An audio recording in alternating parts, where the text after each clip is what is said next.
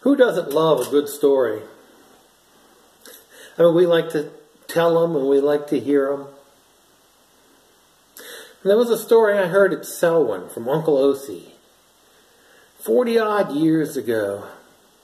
And it was obviously a made-up thing, a story intended to be humorous. And I repeated the story to friends and family for some time. But in the ensuing decades, the details slipped away from my memory until I couldn't remember enough of the details to tell it correctly. But recently, through a series of fortuitous events centering around my collection of 78 RPM records, I stumbled across that same story, recorded in 1908 by Nat Wills. And that had obviously been Uncle Osee's source for the story that he told me so many years ago. And the story went like this. A rich man was sent away to the mountains for a rest by his doctor. And before he left, the rich man told his family that he didn't want to be disturbed or annoyed by letters or phone calls. And in fact, he told them, "I don't want to receive any news of any kind." So he went away and was gone for about a month. And he returned to the city much healthier and anxious for news from home. When he got off the train at the depot, he was met by one of his servants, Henry. And he said, "Well, Henry, how is everything at home? Is there any news?" And Henry scratched his head and said, "No, sir, there isn't any news. Everything is just about the same as when you went away." "Well, nothing happened?" "Well, no, sir, there's not a thing worth reporting." "Well, I'm just dying for some news from home. Tell me one little thing, no matter how trifling." Well, Henry says, "Well, no, sir, there's nothing to tell, except just one little matter. Since you went away, your dog died." "No, oh, my dog died? Well, that's too bad. What killed the dog?" Henry says, "Well, sir, the dog ate some burned horse flesh, and that's what killed the dog." "Burnt horse flesh? Where did the dog get burnt horse flesh?" Henry said, "Well, sir, you know your barn burned down, and after the fire had cooled off, the dog ate some burnt horse flesh, and that's what killed the dog." "Oh, my barn burned down?" "Oh, yes, sir, indeed, the barn all burned down."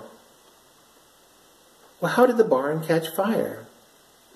"Well, sir, you see, the sparks from the house flew over and caught on the barn, burned up all the cows and horses, and after the fire had cooled off, the dog ate some of the burnt horse flesh, and that's what killed the dog." My house burned down too?" "Oh, yes, sir. The house is completely destroyed." "Well, how did the house catch on fire?" "Well, they had some candles in the house, and one of the candles caught on the curtains, and the curtains caught on the roof, and the sparks from the roof got on the barn and burnt up all the cows and horses, and after the fire had cooled off, the dog ate some of the burnt horse flesh, and that's what killed the dog." They had candles burning in my house where I have gas and electricity? Whatever for? "Oh, well, you see, sir, they had candles all around the coffin." "The coffin? There's a coffin? Who's dead?"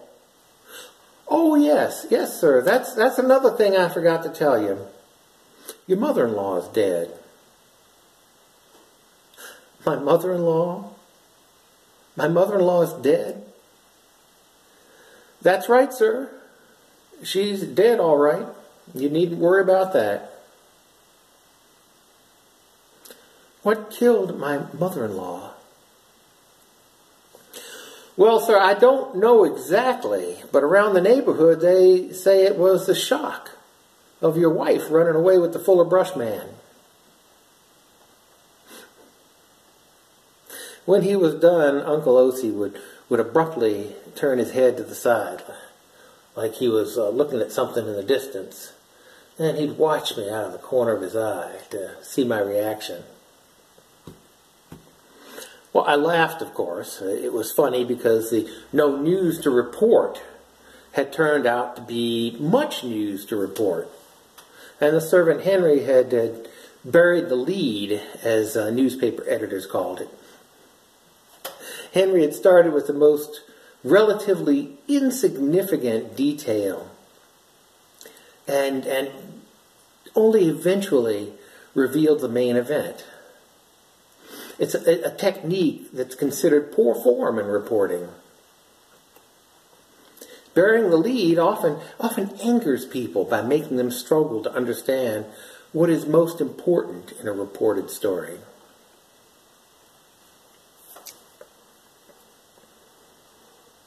But oddly, Naaman, the commander of the Aramean army in today's reading from the second book of Kings, was angered by the lead being made immediately plain. You see, Naaman was a great general and much favored by his king, but he had developed leprosy. It was probably not a large infection, not yet, but it spelled doom for his future as a commander. So when his wife reported to him that there was claimed to be a prophet in Samaria who could cure this leprosy, he obtained his king's permission to go and see this prophet. And he took with him a treasure amounting to, in today's value, between $1.5 and $2 million. Gold, silver, and fine clothing. Naaman eventually found his way to the door of Elisha the prophet, where he met a servant of Elisha who gave a message from the great prophet. The message simply said, "Go, wash in the Jordan 7 times, and your flesh shall be restored, and you shall be clean." And when the servant closed the door, Naaman, that great commander of the Aramean armies, seething with anger, got back on his horse and started back to Aram. This was not what he had expected. He said, and this is what he said. He said, "I thought that for me he would surely come out and stand and call on the name of the Lord his God and wave his hand over the spot and cure the leprosy." But that didn't happen. And Naaman left in a rage and headed for home. But before Naaman's entourage had traveled far, one of his servants came to him and said, "If the prophet had asked you to do something difficult, would you not have done it?" Obviously, the cure was something Naaman valued greatly. I mean, look at the rewards he brought with him, surely intending to give them to Elisha. But Elisha, not wanting any reward and caring little for theatrics, had simply sent a servant with the simple recipe for healing: wash and be clean. And because that wasn't what Naaman expected, he nearly dismissed the instructions and went away, still a leper.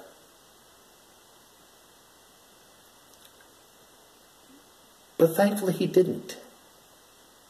Convinced by his servant that he had nothing to lose, he went and bathed 7 times in the Jordan River, and his disease was removed and he was healed.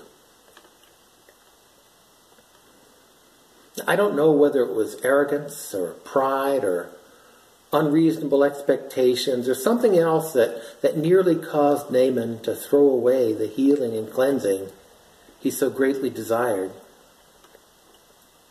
Certainly it wasn't happening the way he thought it should, with invocations and audiences and magical hand movements.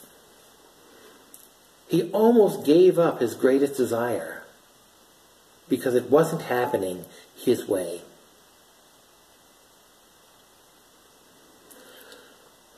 We're so much like Naaman. We testify to loving someone just as they are, but set about trying to change them.